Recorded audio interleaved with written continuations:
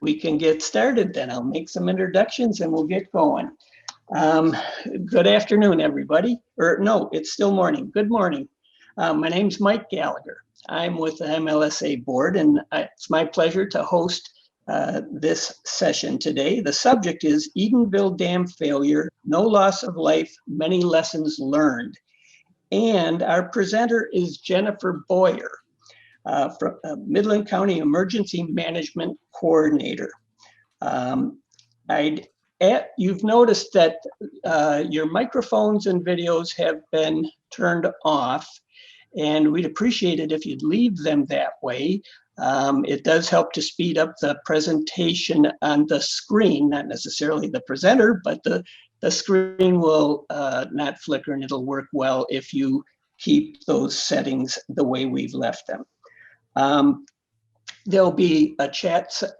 You can put your questions in the chat, which is at your bottom of the page. You probably did that last time. We're doing it just the same way at this session. And at the end of Jennifer's presentation, we'll take a look at those questions and see about answering those for you. For right now, I'd like to introduce Jenifier Boyer. And Jenifier is an expert in emergency management with over 12 years of experience in Midland and Genesee counties. She holds numerous appointments and certifications for her work in the field of emergency management. Some of the disasters she has been involved with include Genesee County flooding in 2012 and the Midland flooding in 2017, and the dam failure in Midland County just last year. Jenifier holds a BA in Business Administration from the University of Michigan. And I welcome you today, Jenifier. Thank you very much. And we have 64 people anxious to hear what you have to say. Thank you. I hope they sorry here, I was just looking at a few things. Let me get to the start here. Everybody can see my screen? It looks good to me. Good morning, everybody. As Mike had discussed, I will be talking about the Edenville Dam failure that happened here in Midland last year, and share with you some of our lessons learned and maybe some information that will help others that live along lakes and be better prepared for future potential flooding events, and hopefully never another dam failure, but so that those are always a possibility. And Jenifier Boyer from Midland County Emergency Management. This here is a photo on Memorial Day last year of me in the Emergency Operations Center. After the Edenville failure. For those that aren't familiar with our area, this is Gladwin and Midland counties. As you can see, there are multiple dams in the river system. There on the east side, the Secor Dam, Smallwood Dam, Edenville Dam, and Sanford Dam were all owned by Boyce Hydro LLC at the time of this. On the left-hand side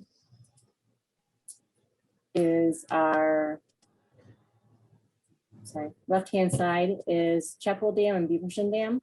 The Beaverton Dam is actually owned by the city of Beaverton and managed by them, as well as the Chapel Dam is owned by Gladwin County and is managed by the Gladwin County Drain Commissioner. So we have multiple dams with multiple ownerships that all somewhat impact each other during large rain events. So coordination of that can be sometimes difficult. And as you can see, all the water flows down to the Midland area and through.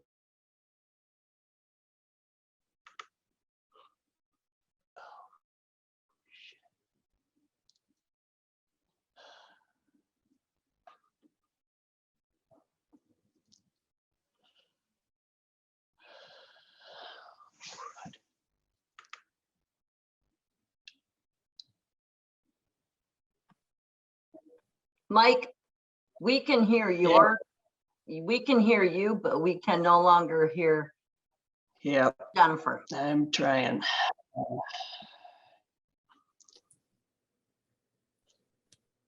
it looks like I was muted with everybody else. Do I need? Jennifer, if you can hear me, please unmute yourself now. I think you'll be able to.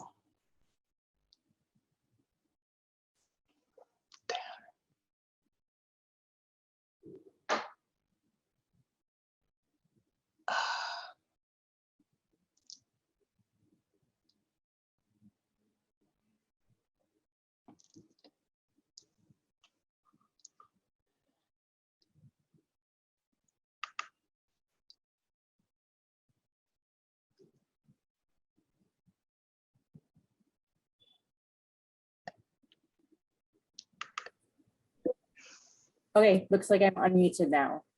Okay, there we go. I'm not sure I lost everybody, but as you can see, this is the Tuwasee River Basin. It's quite a large basin, and that all comes through Midland County and the city of Midland. On May 18th, there was, that's when we started receiving a lot of the flooding, and Gladwin County was experiencing it from the last few days of rain. That area received between 5 to 8 inches of rain across that area.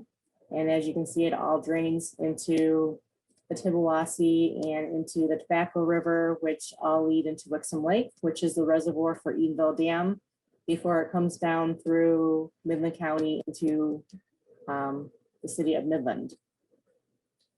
Throughout the day on Monday, things changed kind of rapidly through the day.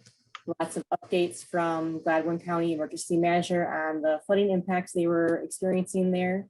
I believe they were doing some evacuations, especially around the Sanford Dam area, where they had done evacuations before, back in 2017.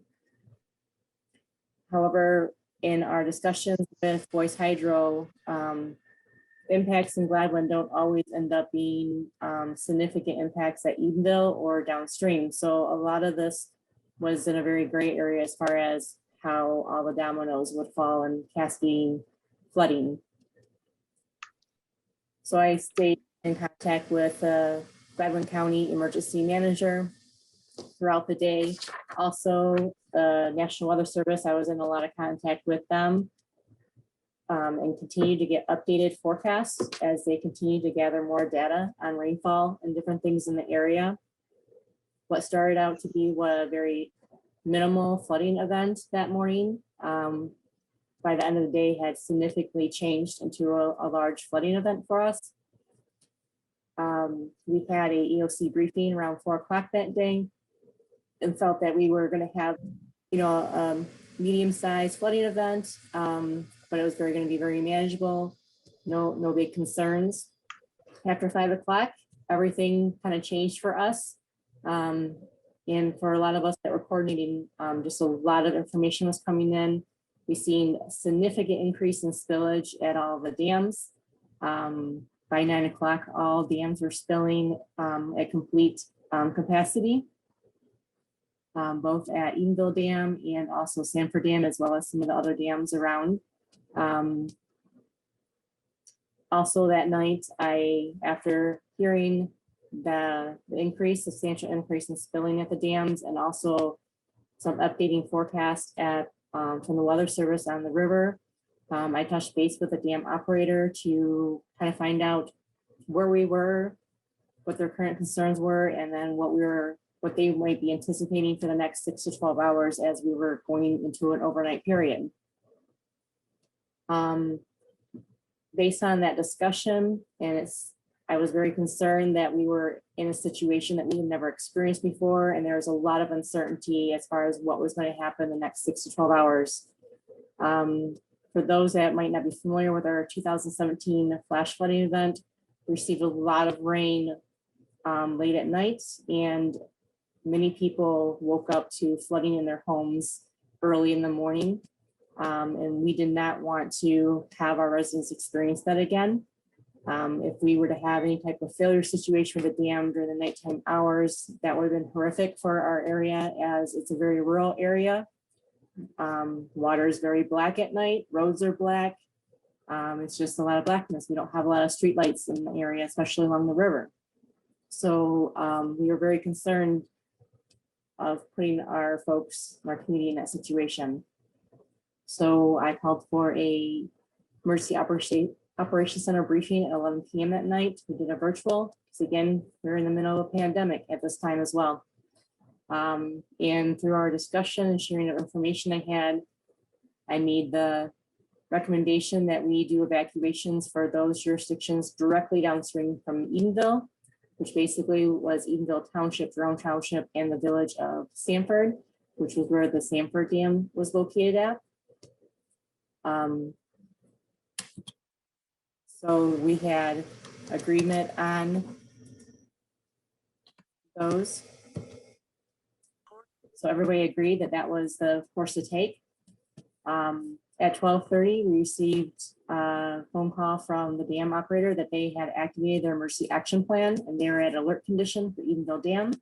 This basically says that they had hit their high water mark for the reservoir there, and they're continuing to see an increase of water at the reservoir.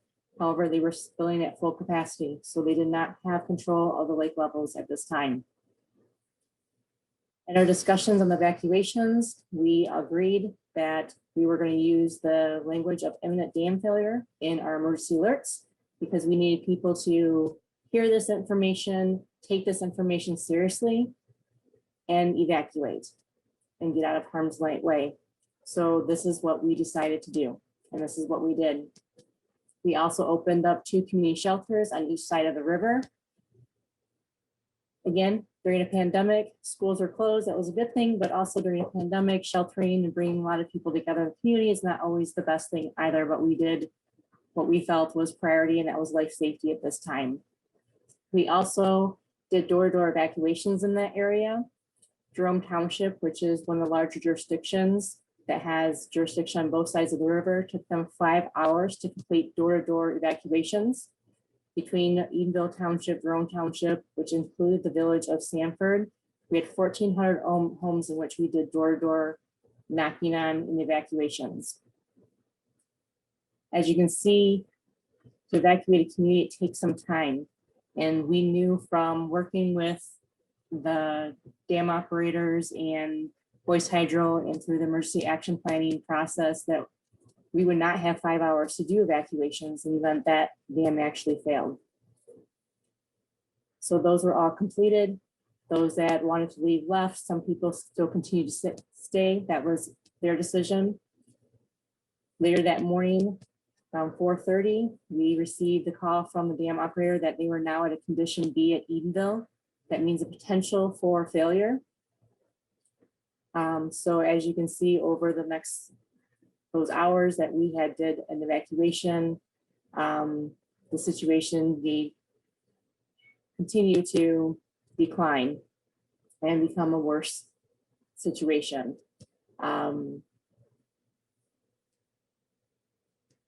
We continue to, we had a couple more EOC briefings throughout the day on the 19th. We had significant flooding here, which was forecasted for us. So we were doing our flood response procedures here and in the village of Sanford. We know at certain levels of the river what areas are flooded because we've been through this many times. We have done well with documenting all that. In the afternoon of the 19th, I received a call from the dam operator that Wixom Lake was significantly flooded. And they were discussing a possible control breach of the dam. Basically, the control breach part is they control where they breach the dam, but once it's breached, they lose control of what happens after that. They're looking at possibly doing an area in which was higher elevation in the dam, so it would release some water, but it wouldn't empty necessarily the whole reservoir, causing limited impact downstream. State dam safety officials were on scene as well as other engineers trying to assess the situation and make a decision for how best to proceed. At this time, after this phone call, I contacted our folks here, public safety folks, and we actually sent a team of 5 or 6 people up there that included the sheriff and our fire chiefs to kind of get some eyes on the situation and to get some better information for us to decide, what was our next course of action or where we were with things. This here is Wixom Lake. You can see in the background there is a spill gates. That's the spill gates for the Tibuasi River. And just beyond that is actually where the breach ended up happening. Between the spill gates there, that little red box you kind of see with water on either side of it, that's the Tibuasi spillway. Just beyond that is where the breach ended up happening. But as you can see, there's significant flooding on Wixom Lake, a lot of water. Prior to a decision being made at 5:39, I received a call from the dam operator that the Edenville Dam had failed. This basically, we went through our notifications that we needed to make. We sent emergency alerts out. We opened additional shelters because now we're looking at evacuating up to 10,000 people throughout the county. And that includes 7 jurisdictions, resulting in 110 road closures. So if you can imagine people trying to evacuate, trying to close roads at the same time, anticipating flooding impacts. We didn't know the timing of all the flooding impacts, but also it was in the evening, so we had to work into the nighttime hours. Unfortunately for us, a lot of our flooding has happened over the crusting has opened over nighttime when you can't see a lot. At 6 p.m., we did a full activation of the Emergency Operations Center. I had partially activated prior to that. I had about 7 of us were in the room when we received the call of the failure. So within an hour or so, I had probably about 45 people in the Emergency Operations Center, all hands on deck to coordinate our response and evacuations and all of that. We were working on a draft dam failure plan, so we activated that.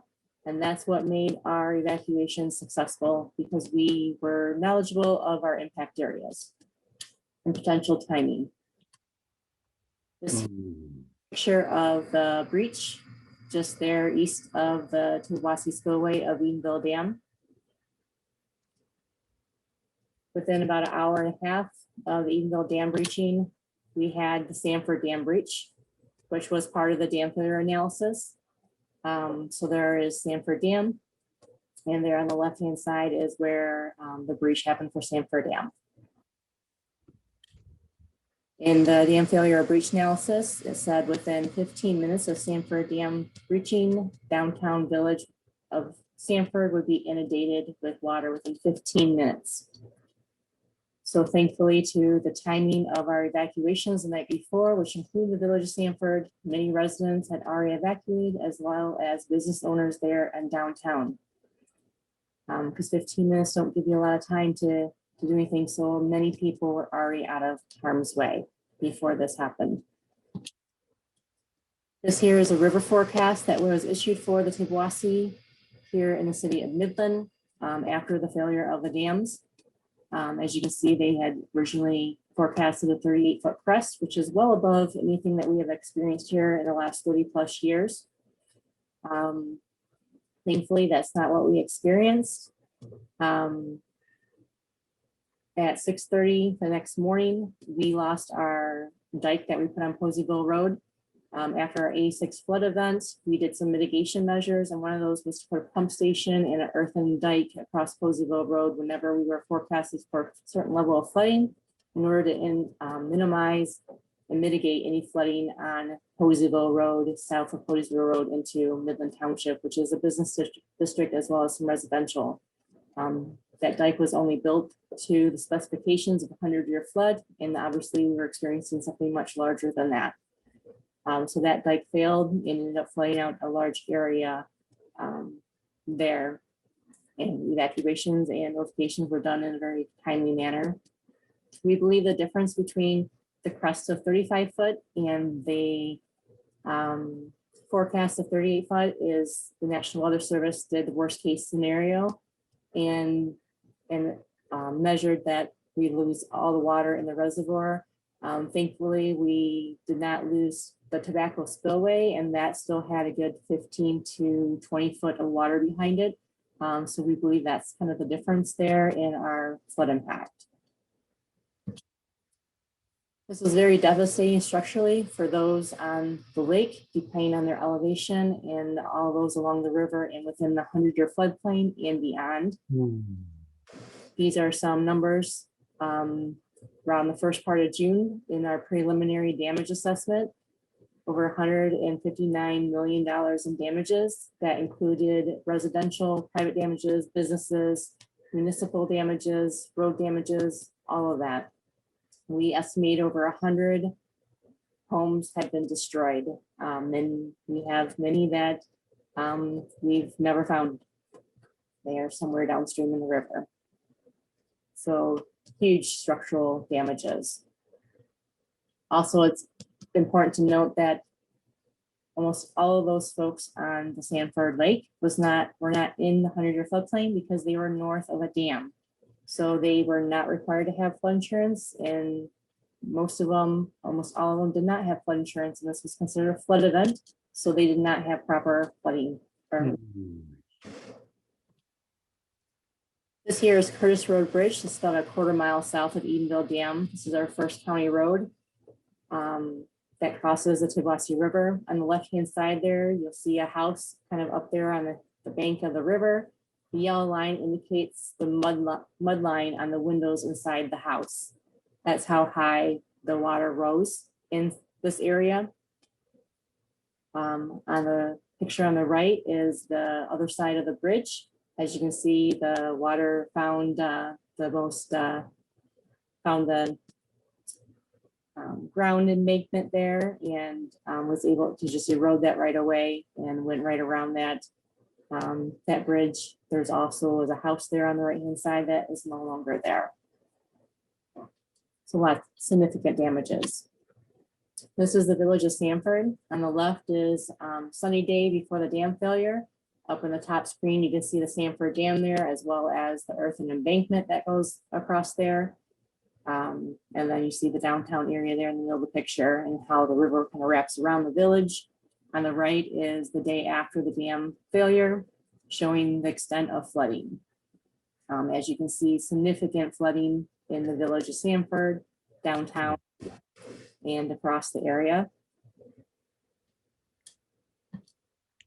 This is also another picture of downtown Sanford. A day or so later, the water had started to recede. Prior to this, there was extensive flooding beyond this in the village of Sanford. Here is downstream from the village of Sanford, the city of Midland. On the left is kind of an aerial view of the city, and on the right is some aerials after the day after the flooding event. As you can see, lots of brown, which indicates flooding in mucky waters. There's a lot of different tributaries and creeks within the city that all filter into the Tibuassee. Obviously, when the Tibuassee floods, those back up and water backs up into all those areas, and those were all flooded out. Lots of flooding in residential areas here, as well as one of our schools. Our hospital is there in the middle. That was flooded out. Some other areas and critical infrastructure was impacted. This is City of Midland. This is just north of town, Sturgeon Creek area. That had some significant flooding in it. There in the background on the left-hand side is Dow High School. That had a lot of flooding impacts to it as well. This kind of shows the regional scope of the event. This is actually 70 miles downstream from Edenville Dam. This is the base, Saginaw Bay here in Bay City. This was the day after the failure of the dam, and you can see all the mud and water that came down through. They did not experience any elevation in river, but just the passage of all the mud and debris and different things from everything that happened upstream.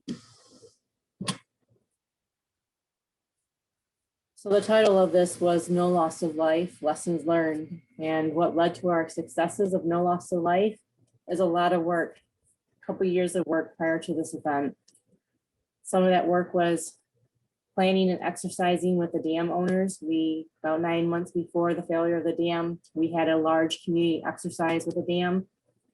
And that was very helpful in everyone understanding their roles and responsibilities.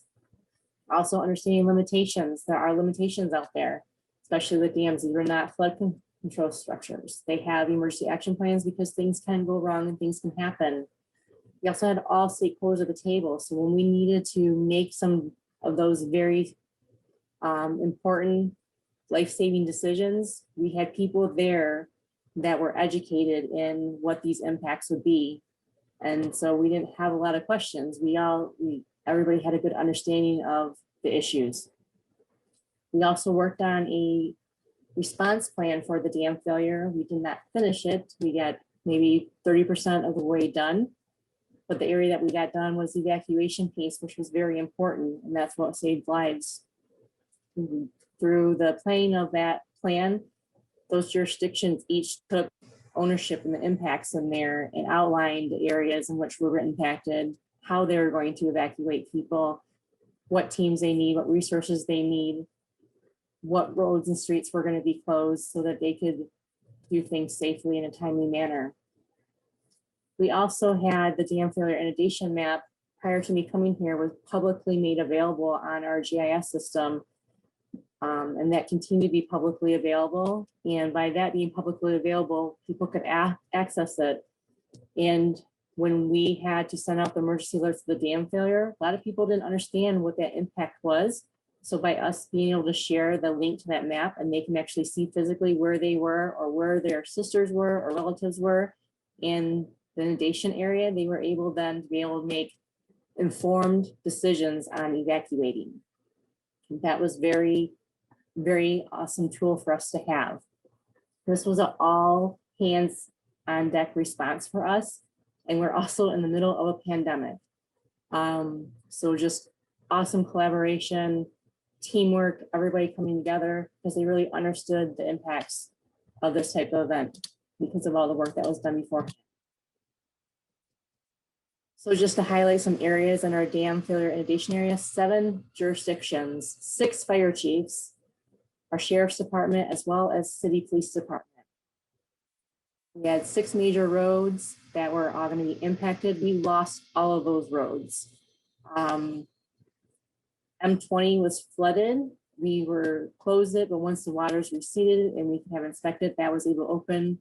Poseyville Road, we had to close for a little while until some repairs can be done. And then we had some limitations on it until additional repairs could be done. But the rest of them were completely gone, destroyed.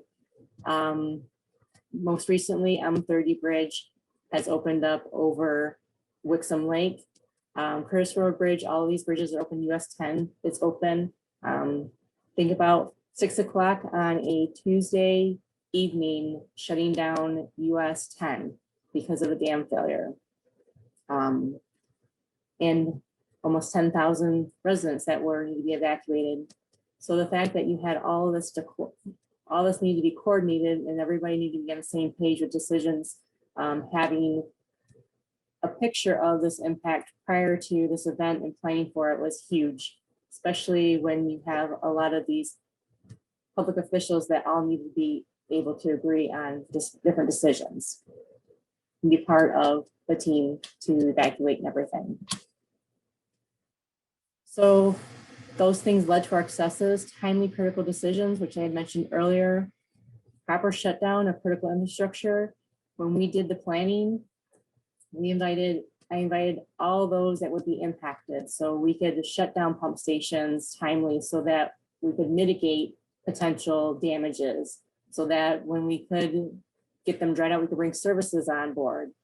Again, collaboration of public safety leaders. And this all resulted in no loss of life, not even from a first responder standpoint, which is phenomenal in this type of situation. So here are some of the hard lessons that our community learned. Residents really were unaware of a hazard of living below a high hazard dam. May 31st is Dam Safety Awareness Day, and every year for the last 3 or 4 years, I have made social media posts and different things to share about the hazards of the dams and also the dam inundation areas. Home insurance does not cover flooding. And that in this particular instance, the dam owner is responsible for the damages. 90 days after the failure, they filed for bankruptcy. So that left a lot of kind of hands up in the air, especially with our debris cleanups and other things like that. Most of those flooded were not in the floodplain and did not have flood insurance, not only in Sanford Lake area, in the village of Sanford, and also in the city of Midland. The flood area and the flood impact was almost a 500-year floodplain. Flood insurance is only required in the 100-year floodplain. So there was so many folks that were being outside of that hazard area that did not have flood insurance because they were not required to. There's also an expectation of residents that FEMA would pay for 100% of the damages. FEMA is not a insurance agency and the responsible party for emergencies. And FEMA doesn't cover secondary homes. A lot of homes that we had on Sanford Lake were vacation homes and family homes or even rental homes, and they do not cover those. In a large area, a lot of number of leaders in the community, even at the state and at the federal level, never thought that this dam was going to fail. And recovery takes a very long time. We still have people that are displaced from their homes because they were not insured well. They did not necessarily have financial resources. They had just retired. Everybody was in different places in their lives and was not really able financially to deal with this. So a lot of recovery. So you as a leader in the community or you as a resident in the community, it's really important that you know your hazards, the hazards that can impact you in your community so that you can be better prepared for them and be able to recover from them when emergencies do happen. So in the state of Michigan, there's Public Act 390, which is the Emergency Management Act for the state of Michigan, that basically says that every county is to have an emergency management coordinator. They are to have one appointed. And then there's also some other thresholds here regarding emergency management. Municipalities population of 25 or more shall appoint someone. They can appoint the county, but they have to appoint someone. They all have to have emergency operations plans as well, whether they have their own plan or they're annexed to the county plan. There has to be some planning there. Also, there's something that's called the Community Hazard Mitigation Plan. I believe maybe around half of the state have hazard mitigation plans either in the works or approved or maybe even expired. But this plan here basically goes through and it identifies the community's hazards, the risks. Here are the risks that are in our plan. We've had a hazard mitigation plan since 2008. And it's a publicly made available plan. We have public hearings on it. We do public outreach on it to get people to understand that these are concerns for the community. These are things that can happen, and these are things that we need to be aware of and be able to be prepared for at some point. And dam failure was among those. This is the impacts of a dam failure. This is right out of our hazard mitigation plan. This is the impacts that we would have of a failure of Edenville Dam. Also, insurance is important, making sure you have the right insurances in place for these types of risks or hazards in your community. If you live around lakes or streams or whatever, flood insurance is highly recommended. Anyone can buy flood insurance. Oh, if you call someone and they tell you you can't buy flood insurance, then you need to find someone else to call. There are insurance companies that offer private flood insurance policies, and then there's also the National Flood Insurance Program, which is a program under FEMA. In order to eligible for the FEMA program, the local municipality in which you live, village, township, or city must participate in the program And if they do, then you are eligible for an FIP policy. And that policy is based on your actual risk. So you would have to have a study done, elevation study to show where you are in relevance to, in relation to the floodplain. And your premiums and things are based on that. So if you're not in the floodplain, you're going to have very, very low premiums. However, you'll be covered in the event that you do have some flooding. In 2019 nationally, more than 40% of floodplains were from those from outside the designated floodplains. So almost half of all of those that have experienced flooding in 2019 were not in a designated floodplain. And even though we got a presidential disaster declaration for this that had individual assistance, which is FEMA assistance as well as SBA, there are limitations. At FEMA's limitations is $35,000. If you have just lost a $100,000 home that has a $80,000 mortgage still on it, and you're only getting $35,000, that's not really going to help you, especially if you're considering all your contents and everything.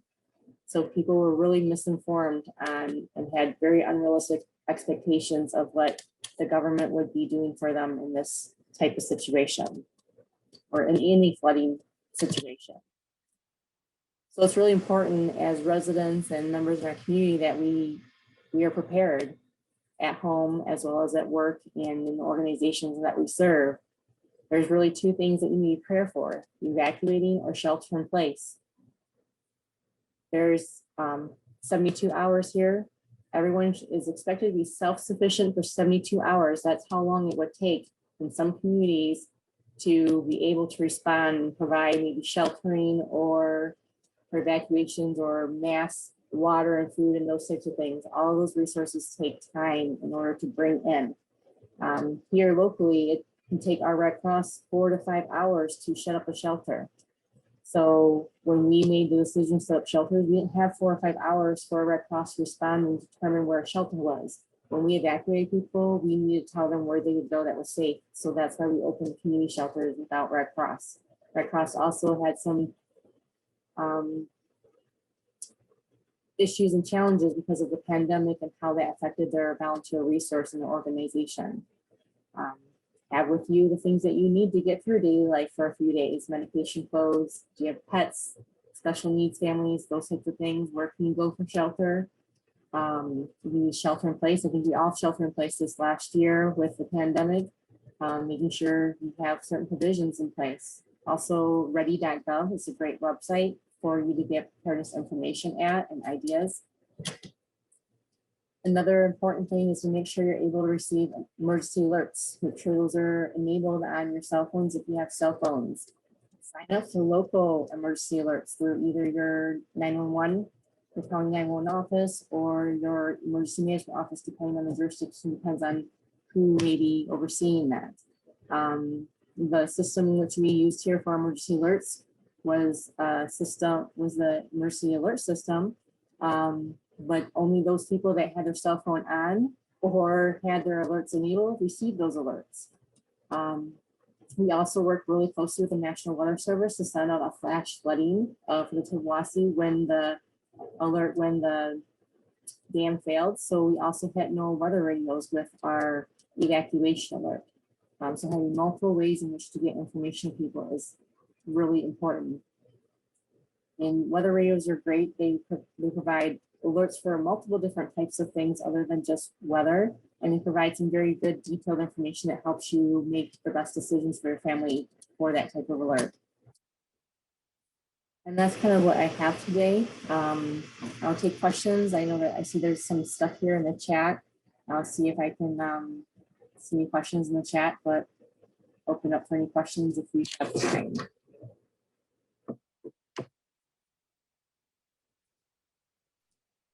Thanks, Jennifer.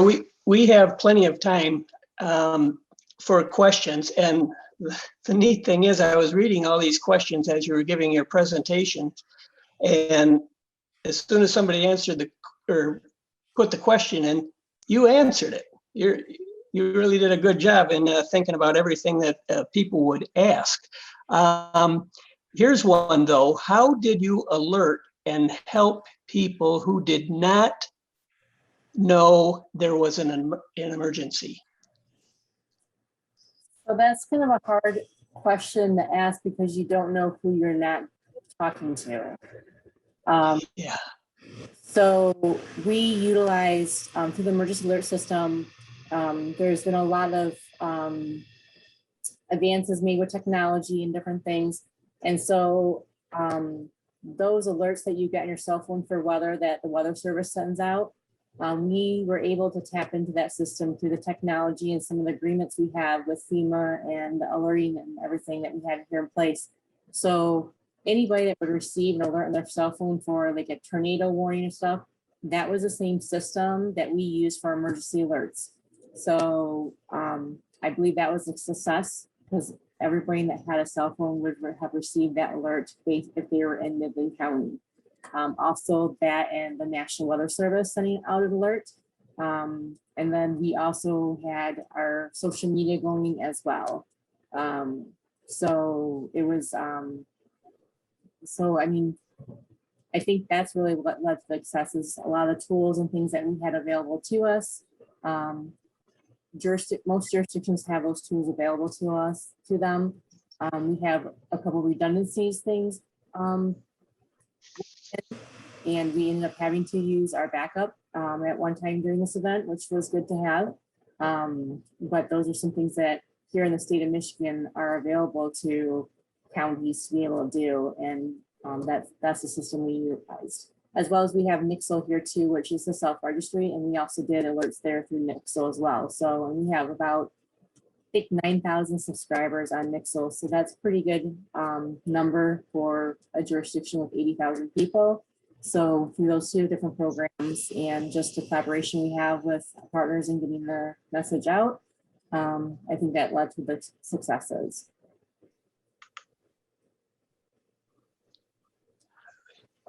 Well, thank you. That let's see. We had a few other questions. Can you say anything about the plans to rebuild or not?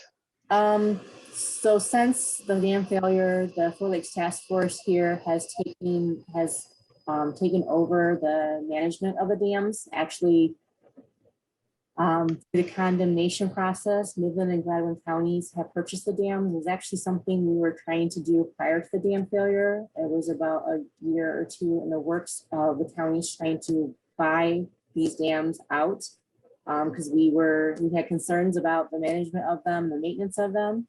So we were hoping to buy them out to have better control over them and hopefully prevent something like this happening. So since then, Midland and Gladwin counties actually own the dams, and we have Four Lakes Task Force who actually manage them for us.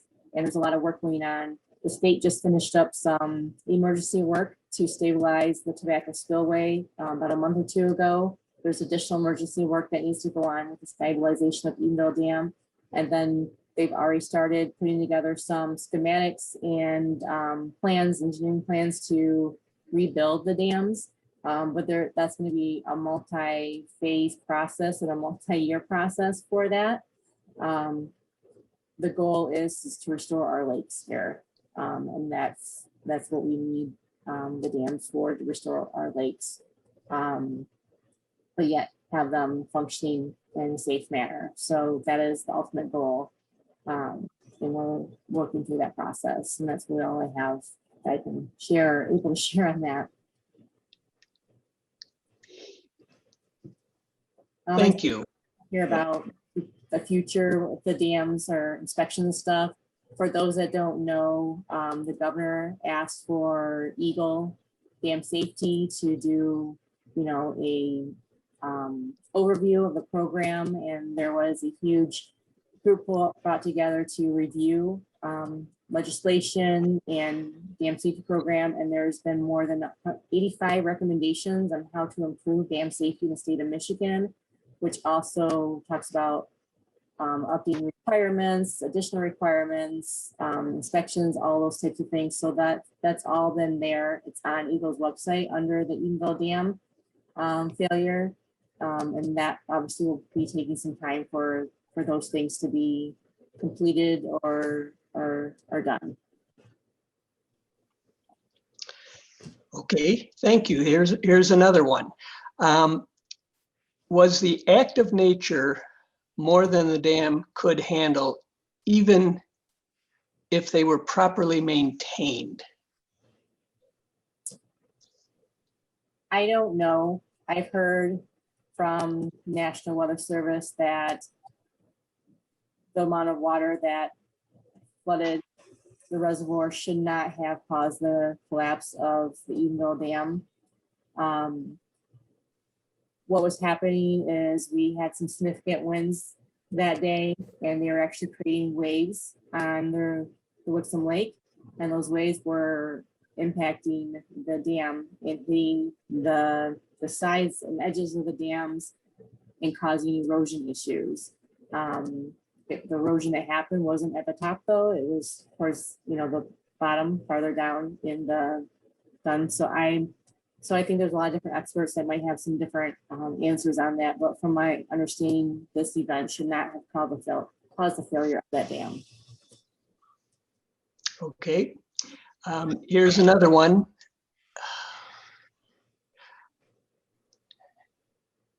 Our lake has a dam operated by the county Public Works Department. What can our association do to make sure the dam is taken care of? Well, I think you need to get a hold of your county emergency manager in the county that is, overseeing the dam, and just start some maybe discussions with them. Maybe ask them to come in and present on the overview of the dam and the maintenance of the dam, and just have some open dialogue about that, to just see kind of where things are and get more informed about the operations of that. And if there's any type of inundation studies that's been done for that, and if those will be made available so that people could see, what that inundation looks like. Okay, here's a question that's not in there, but it's from me.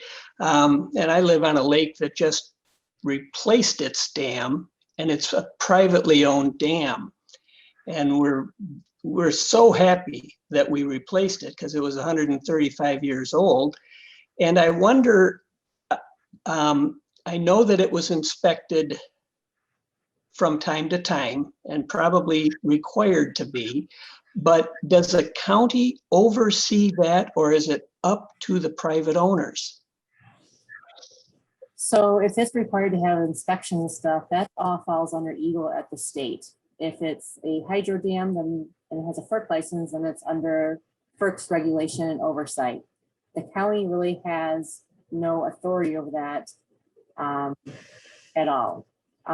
Even here with Boyce Hydro owning the dams, the private ownership, all of the work that was done with planning and exercising and stuff together was based on relationships, me reaching out to them, really trying to get them to work with me, them understanding my reasoning and things as well, what my roles and responsibilities were doing. And it was just that relationship. And because of that relationship, we worked on a lot of things. We had a lot of conversations, so we understood a lot. And that's really the standpoint that I kind of tackled it as. I have no authority over the dam at all. It was FERC regulated until 2018 when they lost their FERC license because of many issues, and then EGLE took over. I also had a good relationship with EGLE Dam Safety prior to coming here, and just again having those relationships and that open communication really helped through this whole process. Okay, one listener or viewer asked what drives how often a dam needs to be inspected. Insurance, reservoir size? I believe it's all under regulation, and depending on how that dam is categorized, whether it's a high hazard dam, low hazard dam, it might even be, depending on the type of structure of the dam, there's many different structures of dams. So that all is going to fall under the state regulations. And I am not a dam safety expert. Okay, thanks. Yeah. I'm trying to read over all these questions, folks. It really looks like most of them have been answered already in the presentation. What type of future? Mike, I have a comment if you got an original answer. Yep, Stacy, this sounds like you, and I saw your note. What's your comment? Well, I wanted to first congratulate Jenifer for an excellent presentation. I know a lot of the devil is in the details, but I don't know if people can see my comments and the two watershed maps on my screen or not, but I live in Midland for the last 50 years, literally 1,000 feet from the Sturgeon Creek and 21 feet higher than that. So I've been high and dry for 50 years, but I had the enviable position of being the chronicle of the inundation at Crystal Lake 147 years ago, which was #1 in the country at that time, which was eclipsed by the Midland flood in 2000. And just to put it in perspective, the Midland flood is the largest inundation from an inland lake due to a anthropogenic, a man-made cause, a dam failure in U.S. history, exclamation point. And Crystal Lake is now #2, so I'm playing second fiddle with my book on the comedy of Crystal Lake. But that's not, it's a 500-year flood and that sort of thing, but it's certainly, I almost thought living so close to Sturgeon Creek that I might have a second beach in my backyard. My neighbors 2 streets over were completely flooded and lost all their $1 million homes and everything like that. At Crystal Lake, I literally can jump from my living room into the Crystal Lake or so I have a beach there for the last 147 years. I thought I'd make that as a comment. Thanks. Okay, thank you, Stacy. I'm looking at the messages. I don't see any other chat questions to ask you, Jenifer, but I also have to agree with Stacy. This was a heck of a presentation. You thought of everything. And geez, I'm sure you hope it's a once in a lifetime thing, but you'll prepare even though it's not. So I thank you for bringing this to everybody's attention and telling us such a good story about how to be prepared for the future and what happens if you're not. Folks, we're leaving just a little bit early on this meeting by a few minutes, but our next presentation is at 11:30. And that's when we have the keynote speaker and some awards. And I'm even going to stumble through a presentation on MLSA's 60th anniversary. So I hope to see you there. And in the chat session, I did put the agenda so that you can find the link to the next session. And if I'm running the next session that you attend, I will do my darndest to let you in on time.